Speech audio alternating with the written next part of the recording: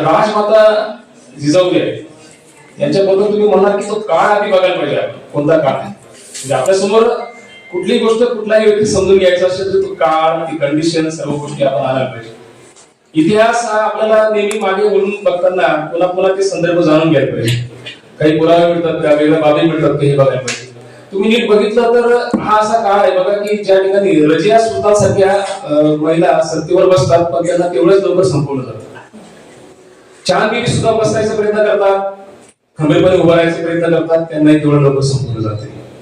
महिलांबद्दल इतका पराक्रम आहे महिलांचा, म्हणजे तुम्ही जर अगदी फार इतिहासात मागे किती मागे गेला तर गौतम बुद्धांपासून तर फार आधुनिक काळापर्यंत जे जे महापुरुष होऊन गेले, मग तुम्ही नेपोलियन बोनापार्ट घ्या, डॉक्टर सुभाषचंद्र बोस घ्या, नेताजी सुभाषचंद्र बोस घ्या, डॉक्टर बाबासाहेब आंबेडकर घ्या, सर्वांच्या मागे कुठून कुठं महिलांचं, आईचं म्हणा, महिलांचं म्हणा, एक मोठा हात असलेला दिसतो. आणि इतिहासात ह्या बाबी नोंदवल्या गेलेल्या नाही. तो वर्ण जातीचा इतिहास म्हणा, पुरुषसत्ताक पद्धती म्हणा, ही याला सर्वात मोठी कारण आहे. म्हणजे महिला ज्या जननी आहे अख्ख्या जगाच्या, जे सिंधू संस्कृतीमध्ये उर्वल देवता जी स्त्री आहे, तिच्या गर्भातनं पिंपळ वृक्ष बाहेर पडतो, हे सगळ्या जगाला दिसत असून सुद्धा आम्ही मान्य करायला तयार नाही. स्त्रियांचा पराक्रम वगैरे हा पूर्ण इतिहासामध्ये झाकून गेलेला दिसतो आपल्याला. तुम्ही नीट बघा की हा सर्व कंडिशन तुम्ही बघा की असं करताना राजमाता जिजाऊंची काय कंडिशन असणार की बुलढाणा या ठिकाणी 1598 ला त्यांचा जन्म झालेला आहे. सिद्धखेड जवळ देऊळगाव नावाचं गाव आहे, राजा सिंदखेड जवळचं, ज्या ठिकाणी एका सरदाराच्या घरी ते जन्माला येतात. लकोजी जाधव यांच्याकडे भाऊ आहेत त्यांचे 4. आणि इकडं त्यांचं बघा तुम्ही आता संदर्भ कसा आहे बघा, विदर्भात मराठवाड्यामध्ये त्यांचं इथं दौलताबाद लग्न होते. त्यांची कर्मभूमी तुमची पश्चिम महाराष्ट्र दिसते आणि त्यांचा मृत्यू हा कोकणात झालेला आहे, पाचाडी. म्हणजे बघा अशी 4 विभाग इथं त्यांचे जन्माशी आणि त्या मृत्यूपर्यंतचे तुम्हाला दिसून येते प्रवास. म्हणजे त्या खंडाकडे हत्तीचं प्रकरण जे त्यामध्ये जीवघेणा संघर्ष दिसतो. म्हणजे जाधव आणि भोसले यांच्यामध्ये त्या हत्ती पकडण्यावर एवढा जीवघेणा संघर्ष की तिथं मारकाट झालेली दिसते तुम्हाला. स्वतः शहाजी राजे सासऱ्याच्या विरुद्ध तलवार घेऊन पडताना दिसतात तुम्हाला आणि वार झालेले दिसतात. हा सर्व संघर्ष करताना म्हणजे आजच्या काळातील स्त्रियांना एक मोठा सबक आहे. त्या काळामध्ये पतीचे साथ देताना दिसतात तुम्हाला. म्हणजे पतीच्या समोर म्हणजे शहाजी राजे समोर मोठा संघर्ष आहे आयुष्यभर. कधी आदिलशाही, कधी मुघलशाही, परत निजामशाही, पुन्हा आदिलशाही, असा त्यांचा संघर्ष तुम्हाला इतिहासात दिसून येतो. तुम्ही हा इतिहास बारकाईने जरा बघायला पाहिजे की अशा संघर्ष काळात त्या खंबीरपणे उभे राहतात. संभाजी बोरले जे आहेत पहिल्यापासून शहाजी राजे सोबत दक्षिण केले दिसतात. आणि शिवनेरी किल्ल्यावर जन्म झाला. शिवाजी देवी तुम्हाला माहित असणार की तिथं छत्रपती शिवाजी राजांचं नाव शिवाजी असं पडलेलं दिसतं. बऱ्याच लोकांना इतिहास माहित नसतो. नको तिथं ते नाव कशावरून आले याचा शोध लावला जातो. एक मोठा संघर्ष असा की 1630 मध्ये पुण्याचा जो भाग आहे, एक ब्राह्मण सरदार आहे आदिलशाहीचा, तर तो पूर्णपणे ते पुणे उद्ध्वस्त केलेलं दिसत तुम्हाला. नांगर फिरवलेला आहे, गाढवाचा नांगर फिरवला आहे असा इतिहासात म्हणून सापडतो. आणि एक पहार लोखंडी लावलेली दिसते आणि एक प्रकारे इथं कोणी काही करू शकणार नाही अशुभ त्यानं सांगून दिलेलं दिसत. ब्राह्मण सगळं म्हणतो की इथं कोणी पुन्हा येऊ शकणार नाही, ही सगळी जमीन एकदम अशुभ आहे असं त्यानं घोषित केलेलं दिसतं. आणि 1642 साली राजमाता जिजाऊंकडे हे पुणे जहागिरी त्यांच्याकडे आलेली दिसते. पुणे जहागिरीचा कारभार काही सोपा नाही. म्हणजे कधी कधी शहाजी राजे आदिलशाहीच्या विरुद्ध जाताना दिसतात तुम्हाला. पुणे जहागिरी इथं काहीच नाहीये. झांबडे पाटलांकडनं ते जमीन घेतात, लाल महालाची निर्मिती करतात, पुन्हा तो सोन्याचा नांगर घालवतात, नांगरणी करतात, जनतेला दाखवून देतात की अशुभ विशुभ भूत पिशाचं बाधा असं काही नाहीये. आम्ही तर आजही त्या कल्पना घेऊन असतोय. अशा प्रकारचे धर्मांतपणा किंवा अशा प्रकारचं भूत पिशाचं बाधाचं इतकं फूल होतं त्या काळात की त्या सगळ्याला भेदून त्या इथं शेती वगैरे व्यवस्थित आणतात. रीतसर शेतीची आकारणी केली जाते, सगळं बांधणी केली जाते, लोकांच्या मनातील विश्वास त्या निर्माण करतात, खास माणसं लावली जातात.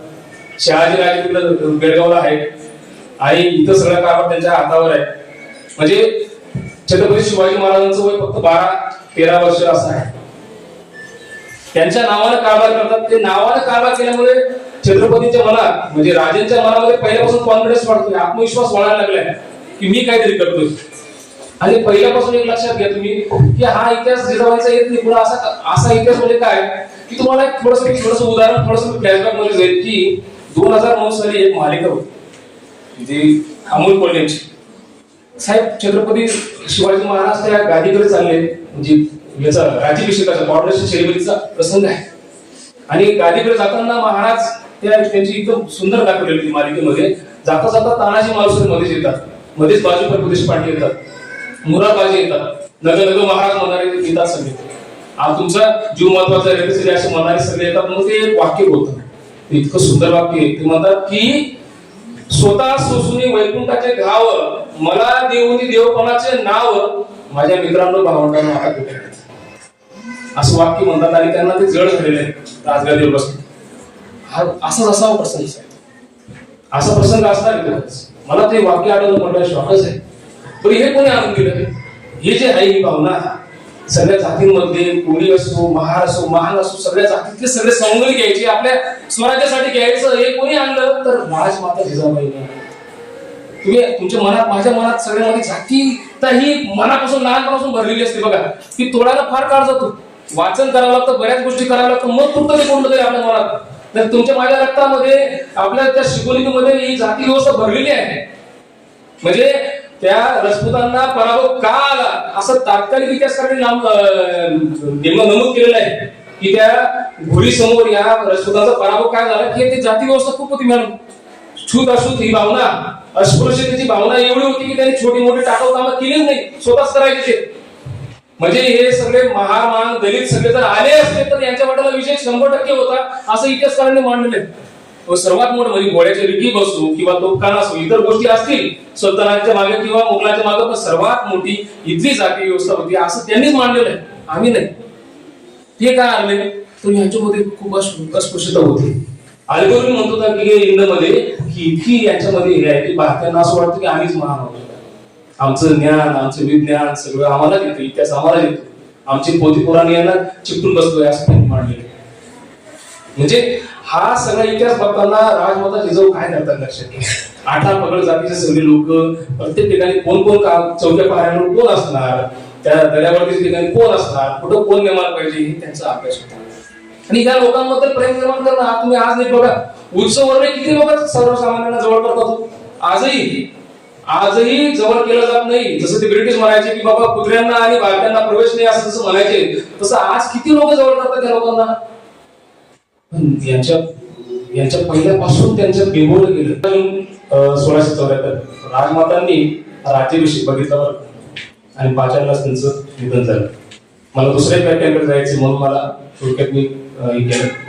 भरपूर आहे राजमाता जिजाऊच्या संदर्भात बोलण्यासारखं. मी आता दुसरीकडे जातो. मी माझ्या मनात एक प्रतिमा होती स्वामी विवेकानंदाबद्दल. तिला खरा तडा गेला तो दत्तप्रसाद दाभोळकर यांचं शोध विवेकानंदांचा आणि स्वामी विवेकानंदांची खरी ओळख या 2 पुस्तकांनी सांगितलं. 2008 साली लिहिलेलं पुस्तक आहे. डॉक्टर दत्तप्रसाद दाभोळकर अतिशय मोठे उपकार करून ठेवले महाराष्ट्रात. तुमच्या माझ्या मनात ज्या प्रतिमा आहेत स्वामी विवेकानंदांबद्दल, तसं स्वामी विवेकानंद नव्हतेच. मरेपर्यंत जीव घेणे, रोग अंगावर आहेत. तुम्हाला मला दिसते बाबा एक दैवी पुरुष काहीतरी धर्मगुरू सारखं काम करत, तसं काही नाही बरं का. पूर्ण प्रतिमांना तडा दिला, चमत्कार दाखवलेले त्यांच्या जन्मापर्यंत किंवा लहानपणी अशा चमत्कार त्यांच्या आयुष्यात झाले. परमहंस यांच्याशी भेट झाली, त्यांना साक्षात्कार झाला, देव दिसले, त्यांच्यामध्ये छोटस बालक म्हणून परमहंस दिसले. असं नाही. मला या प्रतिमा तुटताना म्हणजे हे व्याख्यानाच्या निमित्ताने मी सरांनाही बोललो, काल परवा भेट झाली पत्रकाराच्या निमित्ताने, की या प्रतिमा तुटताना मला आजचे स्वामी विवेकानंद भरून टाकावे लागले. आणि याचं कारण म्हणजे दिली पाटील साहेब. दिली पाटील साहेब म्हणायचे 5 पुस्तकं ह्या ते त्यात ते पुस्तकं राहायचं, ते म्हणायचे खूप भारी चरित्र आहे. मग वाचूनच काढायचं. आणि धक्कादायकच आहे. स्वामी विवेकानंद यांचा जन्म 1863 12 जानेवारी रोजी झाला. लोकमान्य टिळकांपेक्षा ते 7 वर्ष लहान आणि महात्मा गांधीजीपेक्षा 6 वर्ष मोठे दिसते. इतिहासात तुम्हाला हे बघायला पाहिजे कधी ह्या लोकांचा जन्म होतोय. 1857चं बंड आपल्या समोर पाहिजे. 1857चं बंड उत्तर झालेलं आहे, त्याला एक 6 वर्ष झालेले, मोठा बदल होऊ पाहतोय. एक भयानक जडणघडणीचा संक्रमणाचा काळ, ट्रान्झिशन पिरियड भारतामध्ये होताना तुम्हाला दिसून येतो. आणि अशा काळात ते वाढतायत. आणि भारतासमोर तुम्ही बघणार तर भारत बदलतोय. राष्ट्रवाद ही संकल्पना कुठेतरी आकाराला येऊ पाहते. पण अजूनही आम्ही त्या धर्माच्या जातीच्या पुरुषतेच्या कल्पनामध्ये अडकून पडलेलो आहोत. राजाराम मोहन राय यांनी फाउंडेशन ऑलरेडी ठेवलेलं आहे, महात्मा सुरुवात केलेली आहे. आणि अशा काळामध्ये स्वामी विवेकानंद यांचा जन्म झालेला आहे. तुम्ही थोडक्यात बालपण बघितलं तर त्यांच्या थोडक्यात घटना अशा आहेत की वडील ही पूर्णपणे जाती धर्म वगैरे याच्या कल्पना आहेत याची विरुद्ध आहे. त्यांच्याकडे तशी व्यवस्था पण आहे. विश्वनाथ दत्त यांच्याकडे भुवनेश्वर देवी हे सुद्धा शंकराच्या भक्त आहेत. पण दोन्ही कृतिशूर असे सुधारक आहेत. 1980 मध्ये त्यांची भेट झालेली आहे रामकृष्ण परमहंस यांच्याशी. याचं कारण असं आहे की वर्गामध्ये हिस्ट्री नावाचे एक प्राध्यापक आहेत. प्राध्यापक शिकवत आहे काय वर्ड्स वरची कविता इनकर्शन मला चांगलं माहिती आपल्याला सांगू शकते. इनकर्शन नावाची कविता आहे वर्ड्स वरची. आणि या इनकर्शन मध्ये काय आहे की बाबा हा निसर्ग नुसता बघू नको, याच्याशी तादात्म्य पाहू, याच्याशी एकरूप हो. जसं बालकवी होता बघा, हिरवे हिरवे गारागारीचे हरितृणाच्या मखमादीची काय पाठ करायची गरज नसते. श्रावण मास सुमाराशी सांगायची गरज नाही की बाबा ही कविता पाठ करा असतात, ती होऊन जाते नॅचरली. तर त्या सारखं इनकर्शन कविता त्यांना पटवून देता येत नव्हती. आणि स्वामी विवेकानंद म्हणजे नरेंद्र दत्त वर्गात बसलेले आहे. नोरेन असं त्यांना म्हटलं जायचं बोंबाई भाषेमध्ये. आणि नोरेन समर्थ म्हणतात की असा एक माणूस आहे दक्षिणेश्वरचा काली मातेचा पुजारी म्हणजे कोण तर परमहंस रामकृष्ण परमहंस यांना एकदा भेटा. बघा त्याची भक्ती कशी, त्याचं तादात्म्य कसं आहे निसर्गाशी किंवा त्या देवाशी ते देवीशी कसं ते बघा. मग स्वामी विवेकानंद यांना त्या हिस्ट्रीमुळे एक कुतूहल आहे, आकर्षण तयार झालं. आणि सहज बघावं म्हणून ते आत शिरतात, बघतात ते. आणि पहिल्या भेटीत त्यांना थोडंसं इम्प्रेशन द्या भेटतं. मला हे जरा विचित्रच माणूस आहे, त्याचं बसणं वागणं त्यांना वेगळंच वाटतं. ते हळूहळू त्यांच्या भेटीमध्ये साकारत जातात. मी चमत्कार वगैरे सांगणार नाही, मगाशी म्हणतो की चमत्कार म्हणतच नाहीये. तर त्यांचा अभ्यास वगैरे त्यांचं म्हणणं आहे की सामाजिक, सांस्कृतिक, आर्थिक, राजकीय सर्व प्रकारची समता आम्हाला आणायची, भारतामध्ये एकता प्रस्थापित करायची, असा धर्म लोकांना सांगायचे, असं परमहंसांचं रामकृष्ण परमहंसांचं म्हणणं होतं. आणि मग हे अट्रॅक्ट होत जातात. पण 84 मध्ये अजून एक घटना घडते की त्यांचं विवाहाचं मांडलं जातं. सुंदर असा युवक आहे, वडिलांना वाटतं की आपण आहे तोपर्यंत यांचं लग्न वगैरे लावून द्यावं, तरुण आहे. आणि मग विश्वनाथ दत्त यांनी चांगल्या प्रकारचं एक महिला चांगल्या प्रकारचं स्थळ बघितलं. आणि नेमकी वकिली सुरू होती. कोणाची वकील म्हणजे वकिलीचं शिक्षण सुरू होतं स्वामी विवेकानंद यांचं. स्वामी विवेकानंद यांना वकिलीसाठी ते पाश्चात्य देशांमध्ये पाठवायला तयार होते. मला तुझा खर्च मी सगळा घेतो, हे सगळं झालं होतं, फिक्स झालं होतं. पण अचानक आणि आता या गोष्टीला रामकृष्ण परमहंस याचा विरोध होता की तू बाबा कशाला संसारामध्ये अटकतोय, कशाला लग्न करतोय, असं ते म्हणतात. पण एक प्रसंग असा घडतो की त्यांच्या वडिलांचं निधन होतं, विश्वनाथ दत्त यांचं निधन होतं. आणि सगळं मेन तर त्यांचे वडीलच होते. म्हणजे जवळजवळ 10 भावंड आहेत बरं काही. मगाशी मी सांगताना राहिलं माझं की या 10 भावंडांमध्ये काही जण मृत्युमुखी पडलेले आहेत टप्प्याटप्प्याने. आणि 6वे म्हणजे स्वामी विवेकानंद. हे नव्वद म्हणणार तुम्ही तर महेंद्र दत्त आणि भूपेंद्रनाथ दत्त आपल्याला माहितीच असतात, युगांत समितीशी संबंधित होते ते. आणि भाऊ सुद्धा महेंद्रनाथ सुद्धा वकील झाले पाश्चात्य देशात. त्यांनी एक ग्रंथ लिहिलेला आहे स्वामी विवेकानंदांवर. तर हा जो प्रसंग आहे की या काळात सगळं कुटुंबाची जबाबदारी आली, सगळं वाईट अवस्था अचानक आली दिसते, काय करावं काय नाही अशा त्या विमर्शनेमध्ये ते अटकले दिसतात. आणि मग सासऱ्याकडनं सांगण्यात म्हणजे बोलायला सासऱ्याकडनं सांगण्यात आलं की हे काय स्थळ आपल्याला काय त्याला लग्न काही लावता येणार नाही. असे हे छोटेसे सुरुवातीचा स्ट्रगल त्यांच्या लाईफमध्ये दिसतो. आणि या काळात असं दिसतं की स्वतः ते बऱ्याचदा उपाशी राहायचे. स्वामी विवेकानंदांना बऱ्याचदा नरेंद्र यांना उपवास पडायचे, उपाशी राहावं लागायचं. बऱ्याचदा सांगायचे की मला बाहेरचं जेवण आहे, तिथं जेवण आहे, आणि ते टाळायचे घरी येणार. कारण खर्च वाढलेला होता आणि कुटुंब मोठं, कसं सांभाळायचं या विमर्शनेत ते होते. असा एक कालखंड सुरुवातीचा चालू आहे.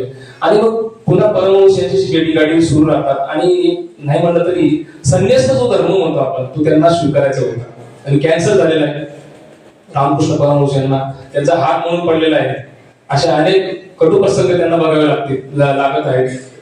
पण आपल्याला जे सांगितलं जातं की रामकृष्ण परमहंस यांचा चित्रपट आहे, मिथुन चक्रवर्ती यांचा चित्रपट कधीतरी बघा, अतिशय सुंदर ऍक्टिंग केली म्हणून नॅशनल अवॉर्ड भेटलेला आहे मिथुन चक्रवर्ती यांना त्या चित्रपटात.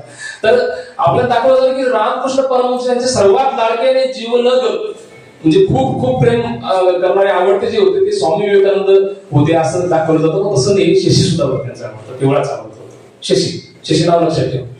आणि मग या मृत्युमुखी पडल्यानंतर रामकृष्ण परमहंस यांचं काम चालवं म्हणून त्यांनी स्वतः लीड घेतलेली आहे आणि वराह मठ स्थापन केलेलं आहे त्यामध्ये. आणि वराह मठच्या बाबतीत म्हणतात की मंत्रलेले दिवस म्हणतात, ते म्हणतात त्यांचं पत्र आहे, त्यांनी लिहून ठेवलंय की या काळामध्ये कधी कधी भात मिळायचा, कधी कधी मीठ टाकायला मिळायचं नाही, कधी कधी पाला आम्ही त्याला उघडून खायचो. अशी वाईट अवस्था आहे. उपाशी राहावं लागतं, कुठलंही कर्म सिद्धीच द्यायचं असेल तर उपाशी राहावं लागतं असं ते मानतो.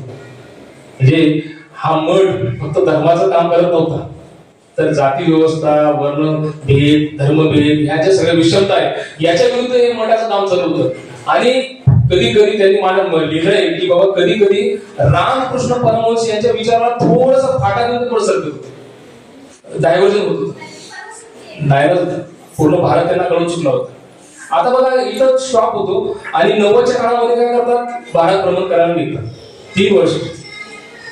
आणि मग 3 वर्ष फिरताना मी पूर्ण बारीक घटना माझी वाचून झाल्या, पण टाळणार पण तुम्हाला रॅपिड मध्ये घटना झाल्या दाखवणार प्रयत्न करणार चित्रांच्या स्वरूपात. की या काळामध्ये ते पूर्ण भारतात फिरत असताना आबू नावाचं ठिकाण आहे राजस्थानमध्ये, माउंट आबू नाव आहे की ज्या ठिकाणी राहत असताना त्यांना दिसले त्याचे काही मित्र पण परत वरा मठातले आले आणि त्यांना सांगतात की यार की मला या सगळ्याची जनता इथली राजस्थानमध्ये इथली गरिबी दिन अवस्था ही बघून मला फार वाईट वाटते. मला रात्र झोप लागत नाही आणि डोळ्यात पाणी यायला लागलं. त्यांचं काय करावं लोकांसाठी, तर हे मला सतत रात्रंदिवस हा प्रश्न आहे. ते म्हणतात की संपूर्ण भारत आपण फिरायला पाहिजे, पटकन करायला पाहिजे. माझ्याकडे पैसे असते ना, सगळ्या मठातल्या सगळ्या ज्या सेवक आहेत सगळ्यांना सांगितलं असतं की संपूर्ण भारत फिरा, तेव्हा तुम्हाला कळणार की भारत काय.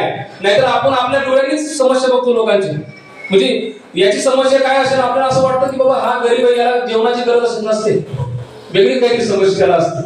म्हणजे ते मला संपूर्ण भारत बघितला, स्त्रिया बघितल्या, दलित बघितले, सगळे आठवड्यावर जाती बघितल्या, तेव्हा कळतं की याच्या समस्या काय आणि त्याच्या मुळापर्यंत मला जाता आलं. त्यामुळे संपूर्ण भारत तुम्ही सुद्धा वेळ मिळाला तर भटकून घ्या. तुम्हाला दिसला की भारतच फिरलेले आहेत. महात्मा गांधींना सल्ला दिला होता गोपाळकृष्ण गोखले यांनी की पहिले भारत प्रमुख कार्यानंतर या लोकांचे नाळ ओळख, म्हणजे लोकांचे नाळ ओळखायचं काम स्वामी विवेकानंद करताना दिसतात. त्यांना कधी कधी भंग्यासोबत सुद्धा ते राहिलेले दिसतात. भंग्याची चिलीम त्यांनी ओढलेली किंवा भंगी म्हणतो मी भंगी आहे. आजही भंगी म्हटलं की जातीवर्ण शब्द पण आहेत, आजही मराठीमध्ये मनी पण आहेत जातीवर्ण, ते राहिले त्यांच्यासोबत. कधी कधी राजमहालात ते राहत आहेत. एका ठिकाणी मुसलमान व्यक्ती म्हणतोय की बाबा आम्हाला सांग जरा हिंदू धर्म काय आहे, आमच्या मनात धर्माबद्दल याच्याबद्दल अध्यात्माबद्दल काही शंका आहे, जरा सांगणार का तुम्ही, मी मुस्लिम आहे. आणि मुक्कामाला गेले स्वामी विवेकानंद. तुम्हाला चित्रपट सांगेल, गाईड नावाचा चित्रपट, त्याच्यामध्ये नील बघा पूर्णपणे गाईड मध्ये आर.के. नारायण यांनी लिहिलंय आणि इन्स्पायर आहे पूर्णपणे स्वामी विवेकानंद यांच्यापासून. मला त्या चित्रपटामध्ये काय आवडत असेल तर मला एकच आवडतं कि इन लोगों के विश्वास में मुझे विश्वास हो जाए. भगवान है या नहीं मुझे नहीं पता, लेकिन इन लोगों के विश्वास में मुझे विश्वास हो जाए. एकदम भारी वाटतं ते वाक्य. आणि ते राजू गाईड हा एकदम म्हणजे आपला टाइमपास करण्यासाठी आलेला असतो. कसे तरी दिवस निघते, तुरुंगात ते निघालेला आहे. आता तोंड दाखल जागा आणि अशी अवस्था आहे त्याला. पळून आलेला माणूस तो मार खात आणि त्या देवबी बनला तर ते खरं त्याच्या आत परिवर्तन होताना दिसतं. आणि अशाच प्रकारची गोली दांडेकरांची कादंबरी पुन्हा एकाची बनवणार, तर सारखं सारखं वाचायला पाहिजे. ही म्हणजे गोली दांडेकरने काय सहन केलंय, तुम्ही जर नीट बघितलं तर गोली दांडेकरांचे अनेक प्रसंग हे इन्स्पायर फ्रॉम स्वामी विवेकानंद. स्वामी विवेकानंद यांना खेत्रीचे अजितानंद महाराज यांचे जो दिवा आहे तो म्हणला, दिवा म्हणला यांना हवायचं. कोण डोंगी बाबा मुसलमानच्या घरी मुक्काम करतो म्हणजे काय. आणि जेव्हा त्यांच्याशी बोलायला लागले, चर्चा करायला लागले, व त्यांची संस्कृत त्यांची इंग्रजी ऐकून माणूस घाबरला. लाईक गाईड पिक्चर, जातीने पूछो साधू की पूछो उसका ज्ञान, मोल करो तलवार का बळी रहे दो ज्ञान. त्या टाइममध्ये संस्कृत फुल काम आहे, इंग्रजीवर फुल काम आहे. आणि मग अशा प्रकारे ते शॉक होतात आणि त्यांना केंद्रीच्या महाराजांकडे नेत असतात. केंद्रीच्या महाराजांकडे त्यांनी विज्ञान तंत्रज्ञान सगळ्या विषयांचं सगळं पुस्तकं मागवायला लागले, दुर्बीण लावली गच्चीवर आणि सगळे ग्रंथारे बघायचे. एवढं आवडलं की मला जाऊन आलो. आणि मी तर संन्यास वृत्ती धारण केली, मला फिरावं तर लागेल. पण मला एक काम आहे की 2 मुली आहेत, 3रा मुलगा व्हावा असं आशीर्वाद. स्वामी विवेकानंदांना अजिबात पटत नव्हते, अजिबात कधीच आयुष्यात पटलेलं नाही. त्यांनी कधी दावाही केला नाही की मला ज्योतिष विद्या किंवा काय येतं, असं अजिबात दावा नाही आहे. ते म्हणतात की जर आकाशातल्या ग्रह गोळांनी जर भारतात पृथ्वीवरच्या माणसावर परिणाम होत असेल तर फार भयंकर आहे, खूप भयंकर त्याने टीका केलेली आहे याच्यावर. ते म्हणतात की ठीक आहे, नाईलाज आहे. ते म्हणतात की तुमची इच्छा पूर्ण हो, एवढंच बोलले पुढे गेले. असं करत करत 3 वर्ष प्रवास झालेला आहे त्यांचा. आणि 3ऱ्या वर्षी त्यांना, तुम्हाला माहित असेल की सर्व धर्म परिषदेचं ते सगळं डिक्लेरेशन यायच्या आधी, हिंदू मध्ये छापण्याच्या आधी त्यांचा प्लॅन होता की अमेरिकेत जायचं. का जायचं? तिथे लोक धर्मासंदर्भात त्यांना ज्ञान द्यायचं, पैसे गोळा करायचे आणि भारतातील इथं आपण हे काम करायचं. गरीब लोकांसाठी, दलितांसाठी, 18 पगड जातींसाठी, बहुजनांसाठी आपण काम करायचं. हे त्यांचा प्लॅन होता. त्यांनी लिहिलेलं आहे. आणि परिषदेचं निमंत्रण तर नंतर त्यांना नाही आलं. ठरलं असं होतं की निमंत्रण द्यावं. झालं असं की तिकडं कोलंबसाचे 400 वर्ष पूर्ण झाले त्या अमेरिकेचा शोध लावून. आणि मग 400 वर्षाचा उत्सव मोठा साजरा करावा, जगाला दाखवावं असं त्यांचं ठरलं होतं. पण त्याच्यामध्ये विषय हा धर्म नव्हता, अर्थशास्त्र होता, व्यापार होता, सांस्कृतिक समारंभ, सगळे विषय त्यांनी इन्क्लूड केले होते. पण धर्म, बॉली नावाचा एक मोठा विद्वान होता, नास्तिक होता. त्यानं पटवून दिलं त्यांना की धर्म कसा पहिल्यापासून माणसाला शत्रू बनवण्यापासून मित्र बनवण्यापर्यंत धर्माचा कसा हात राहिलेला आहे. जगामध्ये लढाया धर्माबद्दल झालेल्या आहेत, सगळ्या गोष्टी कशा आहेत, तर धर्माला तुम्ही घ्या असं पटवून सांगतोय. मग 89 मध्ये मंजूर होतं आणि 90 मध्ये त्याला अध्यक्ष केलं होतं एका कमिटीचं. आणि मग ते पत्र किती द्यावे लागलं तर 10,000 पत्रकं वाटली, 50,000 परिपत्रकं वाटली, 3,000 समित्या स्थापन केल्या गेल्या जगामध्ये. आणि त्या समित्यांना सांगितलं गेलं की बाबा अशा प्रकारचं आम्ही सर्वधर्म परिषद घेणार आहोत. मे पासून तो ऑक्टोबर पर्यंत चालणार आहे. 21 कॉन्फरन्स भरणार, ते परिषदा भरणार आहे 21 इथून. त्याच्यामध्ये हे सगळं होणार आहे का 93 मध्ये. आणि मग पत्र येतात. इथं शंकराचार्यांना कुठल्या शंकराचार्याला पत्र पाठवलं, 40 शंकराचार्यांना पत्र पाठवलं, कुणीही होकार दिलं. एकतर भाषा इंग्रजी, पुढचं म्हणजे समुद्र पर्यटन करायचं. म्हणजे हा आपला धर्म बोलतो का काय असं शंकराचार्यांना वाटलं. 40 म्हणलं जाऊ तिकडे गंमत. परत काय झालं, आता शंकराचार्य बाजूला पडले, थिओसॉफिकल सोसायटी वाल्याचे संपर्क झाला. बौद्ध परिषदेची बौद्ध धर्माची, त्याच्यामध्ये धर्मपालनाचे आमंत्रण दिलं गेलं. थिओसॉफिकल सोसायटीमध्ये तुमच्या अॅनिव्हर्सरी सहभागी व्हायला तयार झाल्या. ब्राह्मण समाजामध्ये प्रतापचंद्र मुजुमदार तयार झाले सहभागी व्हायला. असं चालत असताना एक अय्यर नावाचे होते द हिंदूचे. आता अय्यर पूर्णपणे नास्तिक होते, पण त्यांनी हिंदू चालवत होते म्हणजे यांना वाटलं हिंदू धर्माचा माणूस असावा, त्यांना निमंत्रण दिलं. आणि मग असं करत करत आळासिंग नावाचा मित्र आहे त्यांचा, त्यांना त्याने सांगितले बाबा असं माझी पण इच्छा आहे अमेरिकेत जावं, असं काही करू. आणि साहेब खरं म्हणजे वाचण्यासारखं आहे की असं प्लॅनिंग करता करता पैसे गोळा करायला लागले, 3-4 हजार रुपये जमा झाले. म्हणजे हे कुठं लागतं. स्वामी विवेकानंद म्हणजे ज्याचे त्याच्या त्यांना माघारी घ्या. मैसूरचे महाराज असेल, हैदराबाद असेल, यांनी सहकार्य करायची तयारी दाखवली, पण 4-5 हजाराच्या वर पैसे जात नव्हते. काय करावं, जायचं तर आहे. एप्रिल महिना आलेला होता, मे महिन्यात जायचं आपल्याला. असं सगळं भारतामध्ये घडताना दिसतंय तुम्हाला. आणि मग काही गोष्टी योग आहे, मग चमत्कार म्हणण्यापेक्षा खिद्रीचा दिवाना भेटायला मला स्वामी चला खिद्रीला. टाइम कुठे माहिती, 1 महिन्यात राहिला जायला, अमेरिकेत जायचं, मला पैसे जमत नाही माझे. म्हणजे तुमच्या आशीर्वादामुळे मुलगा झाला जानेवारी महिन्यात. महाराज एवढे खुश आहेत की तुमचा प्रवासाचाही कळला आम्हाला, तुमचा प्रवासाचा जाण्या येण्याचा खर्च सगळा आम्ही करतो. भेटा तुम्ही बघतो महाराजांना भेटल्यावर म्हणला तुम्हाला अनेक वैयक्तिक समस्या काय असतील सांगा. त्यांना ती एक विमोचना होती की बाबा आई, मी तुम्हाला मधल्या काळात सांगायचं राहिलं की आई आणि त्यांना सन्निस्थ वृत्ती धारण केल्यामुळे उपाशी राहण्याची पाळी येत होती. भूपेंद्रनाथ वगैरे लहान होते, खर्च करून भागवायचं. ते म्हणले एक वाईट अवस्था अशी की सन्निस्थ वृत्ती धारण करताना हे आईचं कुटुंबाचं जरा वाईट होतं. आणि त्या प्रवासामध्ये त्यांच्या बहिणीने आत्महत्या केली होती, तेव्हा ते कोसळले होते स्वामी विवेकानंद. एखाद्याच्या आयुष्यात किती प्रसंग असावे. हा माणूस संन्यस्त आहे, पण आई वडिलांकडे तेवढं लक्ष, आईकडे तेवढं लक्ष, भावांकडे तेवढं लक्ष, बहिणीकडे लक्ष. म्हणले अशा प्रकारची काही व्यवस्था करता येईल तर बघा. अजितानंद महाराज यांनी, अजितसिंह महाराजांनी 100 रुपये लावून दिले. 100 रुपये 1901 पर्यंत त्यांना भेटत होते आईला. आणि काही काळ बंद होते, पुन्हा 1918 पर्यंत हे पैसे त्यांना मिळत होते. तर ही सगळी जी व्यवस्था आहे ती त्यांनी केलेली दिसते. आईकडे लक्ष दिलेलं दिसतं. प्रवासाचा पूर्ण खर्च झालेला आहे. आणि